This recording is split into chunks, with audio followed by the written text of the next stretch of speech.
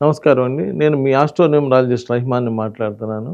Date of birth ఒక అద్భుతమైన date of birth ఉండి, దానికి తగ్గట్టుగా పేరు మ్యాచ్ అవ్వలేదనుకోండి. అంటే నెగెటివ్ నంబర్‌లో పేరు ఉందనుకోండి. అంటే డేట్ ఆఫ్ బర్త్ ఒకటి ఉంటే నా ఈ పేరు ఇంకో నంబర్‌లో ఉందనుకోండి. ఈ 2 రివర్స్ నంబర్‌లు అనుకోండి. దాని ఎఫెక్ట్ కంపల్సరీ పడతదండి. అంటే డేట్ ఆఫ్ బర్త్‌కి తగ్గట్టుగా పేరు ఉండాలి. సపోజ్ డేట్ ఆఫ్ బర్త్ ఒకటి ఉంటే ఒకటి చాలా మంచిది.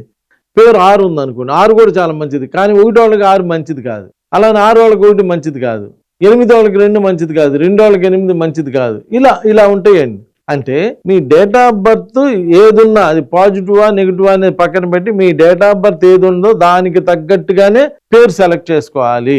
అలా సెలెక్ట్ చేసుకుంటేనే, లేదంటే దానికి తగ్గ మిత్ర సంఖ్యల్లో ఫ్రెండ్లీ నంబర్స్లో పేరు సెలెక్ట్ చేసుకుంటేనే మీకు బాగుంటుంది. అంతేగాని ఏదో ఒక పేర్లు అని చెప్పి పెట్టేస్తే ఆ డేట్ ఆఫ్ బర్త్ ఒకటి ఉండి ఇది రివర్స్ నంబర్ ఉంటే చాలా ఇబ్బందులు పడి చాలా బాధలు పడుతున్నటువంటి వాళ్ళు చాలా మంది ఉన్నారు. కాబట్టి ఒకసారి నన్ను కలిసి ఇవన్నీ కరెక్ట్ చేసుకోండి, బాగుంటుంది. నమస్కారం.